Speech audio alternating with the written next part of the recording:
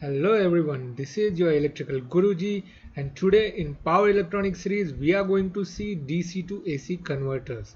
So without any delay, let's start with today's topic, that is inverter.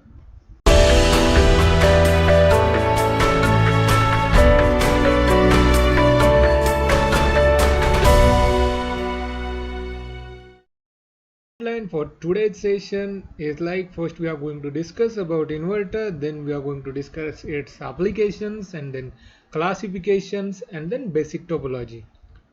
So what is an inverter? So as the name indicates, it is a device which converts DC to AC. That means from 0 frequency to 50 Hz frequency. Now, but why do we need an inverter? What is the need of inverter? The basic need of inverter lies in the AC supply, as we generate AC and use AC, but AC storage is not possible right now at least. So that's why we can store electric energy into only DC supply, but the appliances which we use are AC appliances. So we need a device which can convert that DC to AC so that that stored electricity can be utilized. So what are the applications of the inverter?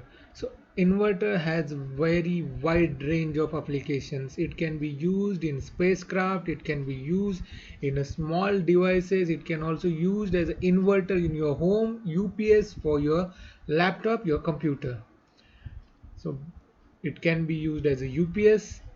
Again, it is very essential device when using solar power, because as we all know, solar PV cells generate DC supply which needs to be converted into AC in order to utilize it.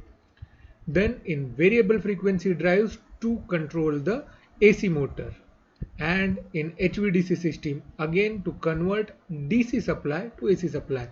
It can also be used in spacecraft as a standby system which can convert stored electricity into AC. Now we'll see what are the classifications. So there are wide range of classifications as well. So first one is depending upon the type of source. So depending upon the type of source, inverter can be classified into two types. One is VSI, that is voltage source inverters, and second one is a CSI, that is current source inverter. We'll discuss them in detail in further videos. Then classification depending upon the output waveforms. So depending upon output waveform, the inverter can be classified into square wave, sine wave and modified sine wave. Now you might have heard in terms of your household inverter, is it a sine wave inverter or not?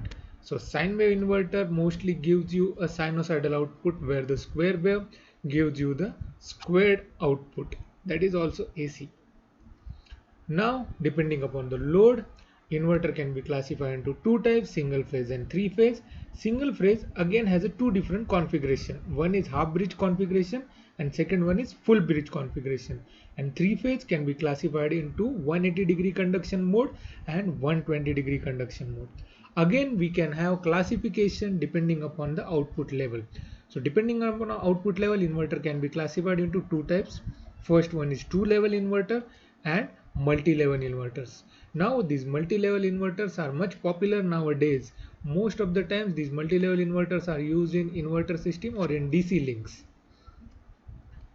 Then concept of DC to AC conversion. How the DC can be converted into AC. So as we know, DC is a constant current which does not have any frequency. That means the frequency of DC is 0, while AC is continuously changing current which has certain frequency. This is 50 Hz for India and for USA it is 60 Hz. Now how can we convert? So DC, let's suppose a DC source, that is a battery, and we have a inverter. For this instance we consider it like a box in which we don't know what is inside that box, and we need to run a AC motor. Now we all know how AC motor runs. We need to connect it to our inverter, and the current needs to be like that.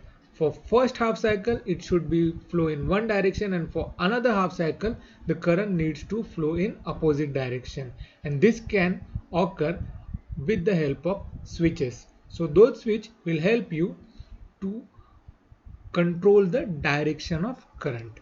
Now we'll see the basic configuration of an inverter.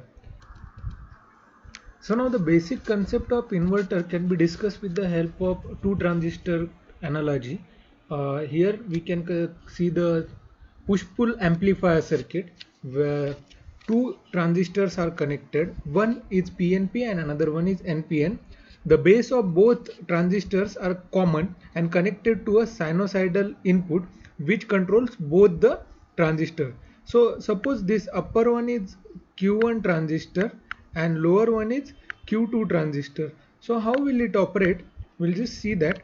So when the positive output is given to the base, this upper transistor will be in on condition and current will flow through the load in the given direction.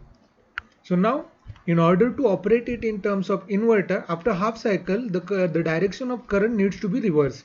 So in that case, when the input at the base goes to negative part, the lower Q2 transistor will turn on and the upper one will be turned off, and in this case current will flow from ground to the negative E, as this point is at lower potential than the ground potential. So that's why the reverse current flows through the diode, and that's how we achieve the inversion. So this is the output of the push-pull amplifier, and there is a problem lies with this circuit. What if we have inductive, and this is the output of the push-pull amplifier, but there is a problem lies with this circuit. What if we have non-purely resistive load? Then how the circuit will work? Let's see.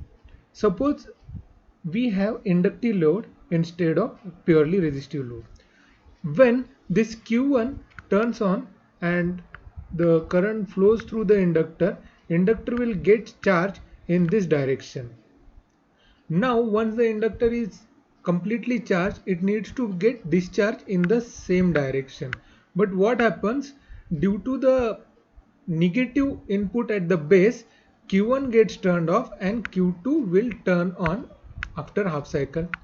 So due to this, there is no path provided to this inductor to get discharged. So that's why this circuit will fail and won't work. So for that purpose, we need a bidirectional switch, because this current cannot go back through the transistor, as transistor is a unidirectional switch. So how can we build a bidirectional switch? So bidirectional switch is made with the parallel combination of two switches. Mostly one is an active switch and another one is a passive switch. So active switch is a switch which can be controlled with the help of gate signal, and passive switch is most of the time is diode. Now by using this bidirectional switch, we can modify the existing circuit like this. Now here this D1 will provide a path for discharging of inductor, and that's how the inductor will get discharged and this circuit will work. So that's it for today. Let's see what we have studied up till now. We have seen what is inverter. It is a basic device which converts DC into AC with desired frequency, as DC has zero frequency, and we can achieve any frequency in AC with the help of inverter.